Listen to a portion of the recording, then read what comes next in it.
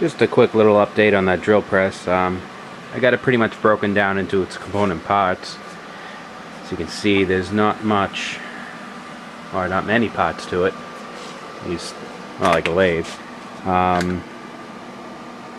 There are a few hiccups in the process. I haven't been able to get the pole off yet. I'm assuming it just screws in that base there. I sprayed it with penetrating oil and everything else. I just can't get it off. Plus, I did remove that set screw in there. That's out. I still can't get it to budge. So, unless anybody has any other suggestions, probably gonna have to go at it with and heat it up a little bit with a torch. See if that loosens it up. The other thing, though, if any of you guys end up taking one of these apart, is beware. Set this camera down.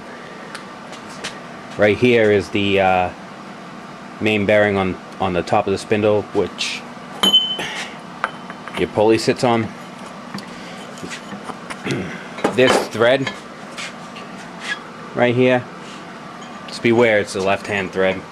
Also, there are two set screws, one here and one directly opposite of it. This little hole here that bear on this little ring here. So what I did, unscrewed both of those.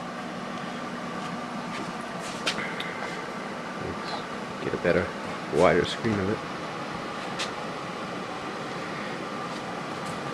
And I was able to flip the whole unit upside down and drive it out with a aluminum rod straight down. Was able to pop it up. Just be aware that this is a right-hand thread.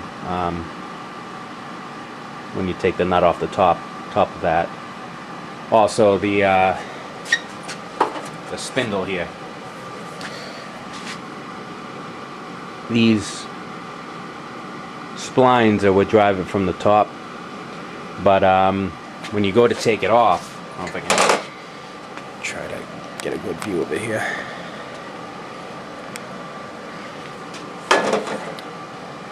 Flip this casting right side up. Take off the South Bend logo here, and right at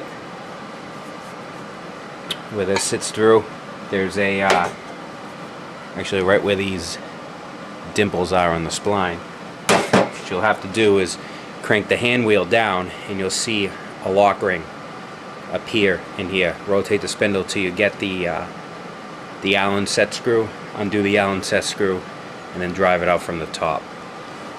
But other than that, everything else came out pretty nice.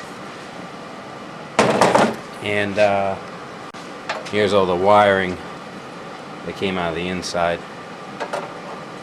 Told you it was pretty ratty.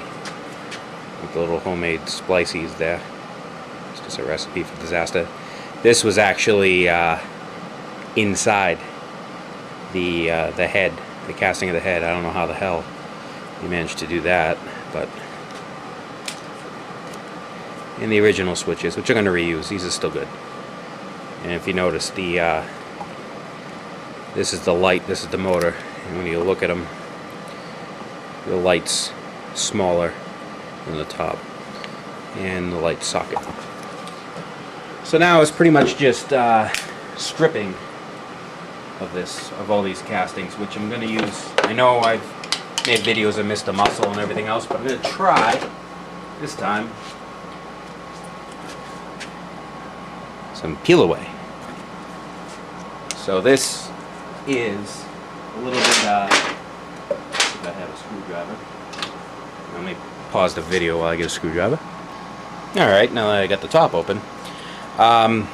This stuff is, unlike the citrus strip, does not smell. It smells a little bit. It kind of smells like new plastic. Is the best I can say, which I really like, because the citrus strip, I can't stand the smell. It seriously smells like tang mixed with turpentine, and it's just disgusting. It kind of has the consistency, I don't know if this will show up very well, but a slightly liquidy marshmallow fluff. That's about the best way I can describe it. So I'm not going to degrease the castings. I'm going to go right over it with this stuff and see how much stuff it strips off. So we get to that and coat it, and then let it sit, and then we'll see how much comes off. I get everything liberally coated with that. Like I said, I didn't degrease it first, so we'll see how if this eats through the grease first. The only thing I did notice, I used one of those 98-cent little foamy brushes, and it did kind of eat the foam brush. It's a little floppy. So if you do use it, use a bristle brush, not one of these guys. But I do like it a lot better than Citrus Strip so far. Number one, it doesn't smell. It's got a little bit of a smell to it. Like I said, it smells like new plastic, or actually it smells like this.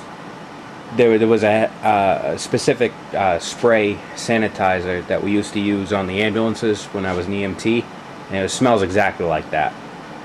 That's exactly what it reminds me of. And the other thing is it comes in this nice jug, so you can dip the brush right in it, unlike the Citrus Strip stuff that comes in that jug. Just a pain in the ass. You gotta pour it out and then swirl it around. So let this sit, and then see what kind of results we get.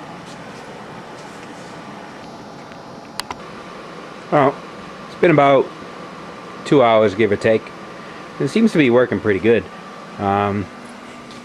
It's the motor mounting plate. You can see all the paint kind of slopping off of that.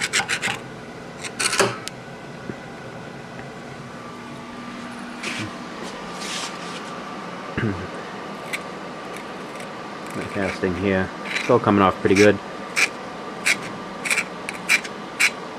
So, time to get out my trusty little bristly brush and a big old bucket of water and get to scrubbing. I just rinsed everything off. Worked out pretty good. It's just flash rust because I left it out to dry. But there's still some parts in the crevices here that it didn't get here. But overall, it worked out pretty good. Didn't take any of the grease off the table or anything, but just in the very corners here.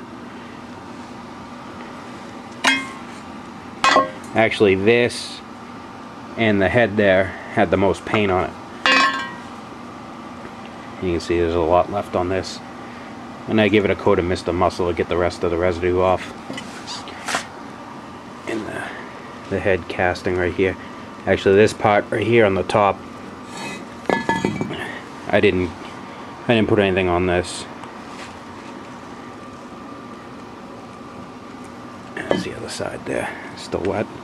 I just rinsed it off. I wiped it all, scraped what I could off with a paint scraper, and then wiped it off with a towel, and then sunk it in a basin filled with soapy water and scrubbed it with a wire brush. Very, very messy, but I mean, yeah, did a pretty good job. Your best bet, the easiest way to do it would definitely be to power wash it, but right now it's raining outside and it's late, so I really didn't have that option. So, well, finally got it all stripped. That was a pain in the ass. The stripper definitely worked really good. I did have to go over it with Mr. Muscle, or actually Easy Off.